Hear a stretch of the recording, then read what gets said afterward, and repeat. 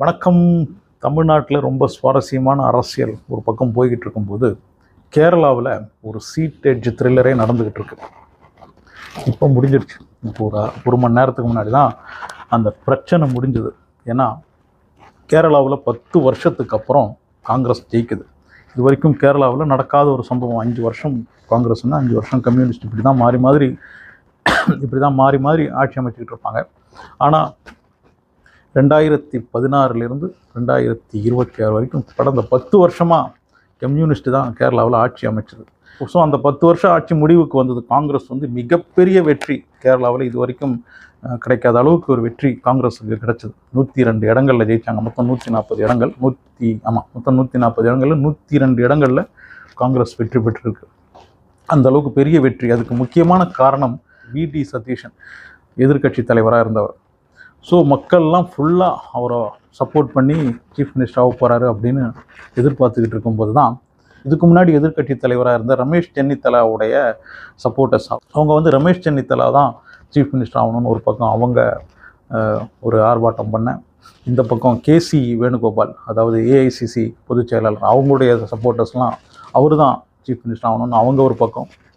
ஆனால் கிட்டத்தட்ட 90% கேரளாவுடைய மக்களும் வி.டி. சதீஷன் தான் சீஃப் மினிஸ்டர் ஆகணும், அப்படி சீஃப் மினிஸ்டராக அவர் ஆக்கலைன்னா பெரிய பிரச்சனை நடக்கும் அப்படின்னு வி.டி. சதீஷனுக்கு பின்னாடி அவ்வளோ பெரிய மக்கள் கூட்டம் இருந்தது. ஏன்னா 10 வருஷம் இந்த கம்யூனிஸ்ட் ஆட்சி, கம்யூனிஸ்டுக்காரங்களே வெறுக்கிற அளவுக்கு அந்த ஆட்சி இருந்தது. கம்யூனிஸ்ட் கட்சியை பொறுத்த வரைக்கும் அது ஒரு உழைப்பாளர்களின் கட்சி அப்படின்னு சொல்லுவாங்க இல்லையா, தொழிலாளர்களின் கட்சி அப்படின்னு சொல்லுவாங்க இல்லையா. அந்த கம்யூனிஸ்ட் கட்சிக்காரங்களே நாம் ஒரு தொழிலாளர் கட்சி ஒரு ராஜாவை தூக்கி சீஃப் மினிஸ்டர் ஆக்கிட்டோமே அப்படின்னு சிபிஎம் காரங்களே கஷ்டப்படுற அளவுக்கு பினராயி விஜயனுடைய ஆட்சி இருந்தது. அந்த மாதிரி ஒரு ராஜா தான் சீஃப் மினிஸ்டர் கிடையாது, ராஜா தான் அப்படின்ற மாதிரி அவருடைய ஆட்சி இருந்தது. பயங்கர தெனாவட்டு, யாரையும் மதிக்கிறது கிடையாது. பத்திரிகைக்காரங்களெல்லாம் அவ்வளவு மோசமாக பேசுவார், கேள்விக்கெல்லாம் ரொம்ப தெனாவட்டாக பதில், அந்த மாதிரி ஒரு ஆட்சி. நம்ம அதிகமாக கேரளா பக்கம் கவனிக்காததுனால தெரியல.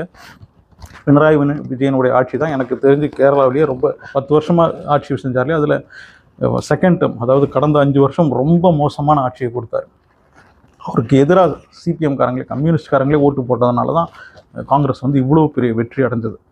ஸோ அப்பேற்பட்ட ஒரு ஆட்சியை தாண்டி இப்போ ஒரு நல்ல ஆட்சி, அதாவது காங்கிரஸுடைய ஆட்சி வரப்போது, மக்கள்லாம் ரொம்ப சந்தோஷமாக இருக்கும்போது தான் இவங்களுக்குள்ள இந்த குரூப் சண்டை.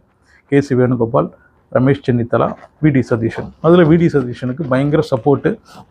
கிட்டத்தட்ட 1 லட்சத்துக்கும் மேலான இமெயில்ஸ் ராகுல் காந்திக்கு மக்கள் கேரளாலேருந்து அமைச்சிருக்கிறாங்க. வி.டி. சதீஷனை தான் நீங்கள் சீஃப் மினிஸ்டர் ஆக்கணும், மக்கள்லாம் அவர் பின்னாடி தான் இருக்காங்க அப்படின்னு. ஆனால் எம்பிஸும் எம்எல்ஏஸும் இந்த கேசி வேணுகோபால் அவரை தான் சப்போர்ட் பண்ணிட்டு இருந்தாங்க. அவர் ராகுல் காந்தி கூடவே இருப்பார் எப்போதும். கேரளா அரசியலில் ரொம்ப முக்கியமானவர். இருந்தாலும் இந்த எலெக்ஷனில் ஜெயிக்கிறதுக்கு மிக முக்கியமான காரணம், அவ்வளோ எஃபோர்ட் போட்டு வேலை செஞ்சது வி.டி. சதீஷன் தான். எதிர்கட்சி தலைவராக இருந்த வி.டி. சதீஷன் அவர் சொல்லி அடித்தார், இந்த முறை 100 சீட்டுக்கு மேலே கிடைக்கலன்னா நான் அரசியலிருந்தே வெளியேறேன் அப்படின்ற மாதிரி அவ்வளவு கான்ஃபிடென்ட்டாக சொன்னார். 102 சீட்டு கிடச்சிருக்கு. ஸோ அப்படி அவ்வளோ கான்ஃபிடென்ட்டாக சொல்லி அந்த அளவுக்கு உழைச்சிருக்கிறார். அவர் சுழண்டு வேலை செஞ்சாங்க அப்படின்னு சொல்லுவாங்க இல்லையா, அந்த மாதிரி அந்த அளவுக்கு அவருடைய எஃபர்ட் இருந்தது. ஏற்கனவே பிஜேபி காங்கிரஸ் முக்த் பாரத் அப்படின்னு சொல்லிட்டு இருக்காங்க இல்லையா.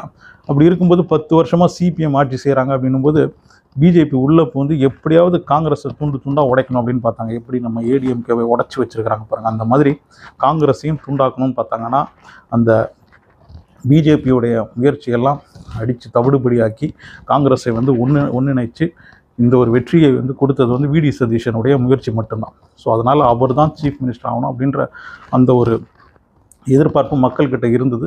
மக்களும் பெரிய ஒரு போராட்டத்தில் ஈடுபடுறதா இருந்தாங்க. ஒரு வேளை அவர் சீஃப் மினிஸ்டர் ஆகலை அப்படின்னா. ஸோ 10 நாள் எலெக்ஷன் முடிஞ்சு இப்போ 4ஆம் தேதி முடிஞ்சது. இன்றைக்கி மத்தியானம் தான் கேரளாவுடைய சீஃப் மினிஸ்டரை அறிவிக்கிறாங்க. நாளைக்கு 10th ரிசல்ட் வருது கேரளாவில். அதை புதுசாக ஃபார்ம் பண்ணுற கவர்மெண்ட் தான் சொல்லணும். அப்படி இருக்கும்போது இன்றைக்கி மத்தியானம் வரைக்கும் ஃபார்ம் பண்ணாமல் இருந்தது. ஆனால் இப்போ அந்த செய்தி கேரளா மக்கள்லாம் எதிர்பார்த்த அந்த ஒரு செய்தி வந்துடுச்சு. வி.டி. சதீஷன் தான் சீஃப் மினிஸ்டர் அப்படின்ற அந்த அறிவிப்பு வந்துடுச்சு. மதசார்பின்மை அப்படின்றது எந்த அளவுக்கு கேரளாவில் நிலைநாட்டப்படுகிறது அப்படின்றதுக்கு ஒரு சின்ன உதாரணம் சொல்கிறேன். அங்கே காங்கிரஸ் கூட்டணியில், அதாவது யூடிஎஃப் கூட்டணியில் முஸ்லீம் லீக் இருக்குது. அவங்க 27 இடத்துல போட்டி போட்டாங்க. அதில் 22 இடங்களில் ஜெயிச்சிருக்கிறாங்க. கிட்டத்தட்ட 80% ஸ்ட்ரைக் ரேட் அவங்களுக்கு இருக்குது. அப்படி இருந்தும் இப்போ இந்த சீஃப் மினிஸ்டருக்கான அந்த ஒரு போட்டி அங்கே நடக்குது பாருங்கள். ரமேஷ் சென்னித்தலா, கேசி வேணுகோபால், அப்புறம் விடி சதீஷன் இவங்களுக்குள்ள அந்த ஒரு போட்டி நடக்கும் போதும் முஸ்லீம் லீக்லேருந்து ஒருத்தர் கூட எங்கள் ஆளை யாரையாவது சீஃப் மினிஸ்டராக போடுங்க அப்படின்னு ஒருத்தர் கூட கேட்டுக்கல. காங்கிரஸ் என்ன முடிவு எடுக்குதோ, யாரை சீஃப் மினிஸ்டராக அவங்க தீர்மானிக்கிறாங்களோ அதுக்கு நாங்கள் சம்மதம், எங்களுக்கு எந்த பிரச்சனையும் கிடையாது அப்படின்னு 22 இடங்களில் ஜெயிச்ச அந்த முஸ்லீம் லீக் அவ்வளோ அமைதியாக இந்த காங்கிரஸுடைய முடிவுக்கு அவங்க விட்டு கொடுத்துட்டாங்க. இதே வேறு ஏதாவது கட்சி ஒரு 15 சீட்டு ஜெயிச்சிருந்தா கூட எங்கள் ஆளை சீஃப் மினிஸ்டராக போடுங்க அப்படின்னு அதில் பெரிய ஒரு பிரச்சனை பண்ண ஆரம்பிச்சிருப்பாங்க. ஆனால் கேரளாவில் அது இல்லை.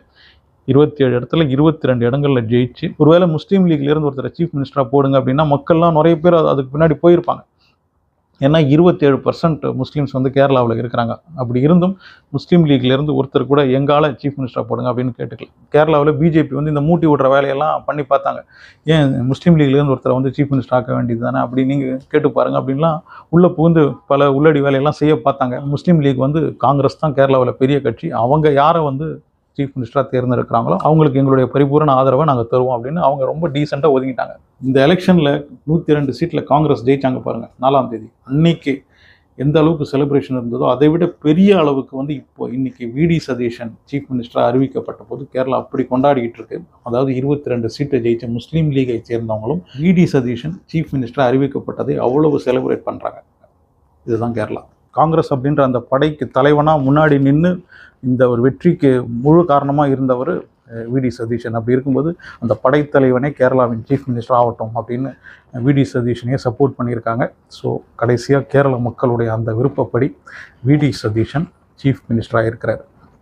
இதில் இன்னொரு விஷயம் என்னென்னா, கேரளாவில் இந்த சிபிஎம்காரங்க காங்கிரஸ் ஆட்சி அமைக்கும் போதெல்லாம் இந்த சிகப்பு கொடியை பிடிச்சிக்கிட்டு எப்போ பார்த்தாலும் ஸ்ட்ரைக் பண்ணுவாங்க, பந்து பண்ணுவாங்க. ஆனால் கடந்த 5 வருஷமாக, அதாவது சிபிஎம்முடைய ஆட்சி நடந்து கொண்டு இருக்கும்போது காங்கிரஸ் அதுவும் விடி சதீஷன் எதிர்க்கட்சி தலைவராக இருக்கும்போது ஒரு ஸ்ட்ரைக்கும் பண்ணல, எந்த ஒரு பந்தும் பண்ணல.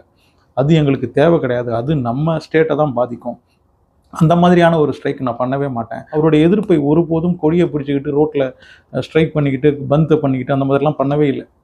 அவருடைய எதிர்ப்பெல்லாம் அவர் நேரடியாகவே தெரிவித்தார், அவருடைய அறிக்கையாகவே தெரிவித்தாரே தவிர இந்த மாதிரி ஸ்ட்ரைக்லாம் எதுவும் பண்ணல. நம்ம எம்ஆர்எஃப்லாம் கூட ஒரு காலத்தில் இது கேரளாவில் ஸ்டார்ட் பண்ண வேண்டியது. ஆனால் அவங்களுடைய அந்த ஸ்ட்ரைக் அதிகமாக இருக்கிறதுனால, பந்த் அதிகமாக இருக்கிறதுனால தான் அவங்க தமிழ்நாடு பக்கமாக வந்ததாக கூட சொல்லுவாங்க. அதில் எந்த அளவுக்கு உண்மை இருக்குன்னு தெரியல. ஆனால் நான் பார்த்துருக்கேன் இந்த சிபிஎம் ஆட்சியில் எப்போ பார்த்தாலும் ஸ்ட்ரைக்கு, எங்கே பார்த்தாலும் ஏதாவது கொடியை பிடிச்சிட்டு உட்காந்துக்கிட்டு இருப்பாங்க. கேரளாவுடைய மிக முக்கியமான வருமானமே வெளிநாட்டில் வேலை செய்கிறவங்களுடைய பணம் தான், அங்கேருந்து அவங்க அனுப்புகிற பணம் தான். கேரளாவில் நிறைய தொழிற்சாலைகள் வரணும், நிறைய இன்வெஸ்ட்மெண்ட் வரணும் அப்படின்லாம் விடி சதீஷன் ஒரு கனவு கண்டிருக்காரு. கேரள மக்களுடைய எதிர்பார்ப்புக்கு ஏற்ற மாதிரி காங்கிரஸுடைய ஆட்சி திருப்பியும் வந்திருக்கு 10 வருஷத்துக்கு அப்புறம். மக்களின் பெரும் ஆதரவு பெற்று இப்போ சீஃப் மினிஸ்டராக இருக்கிற விடி சதீஷனுடைய ஆட்சி கேரளாவில் எப்படி இருக்கும் அப்படின்றத நாமும் கொஞ்சம் தூரம் இருந்து கவனிப்போம். கேரளா அரசியலை ஃபாலோ பண்ணுறவங்க நிறைய பேர் இருப்பீங்க. உங்களுடைய கருத்து என்ன அப்படின்றத கமெண்ட் செக்ஷனில் பதிவு பண்ணுங்கள். அனசுடன் சேனலை சப்ஸ்கிரைப் பண்ணி வச்சுக்கோங்க.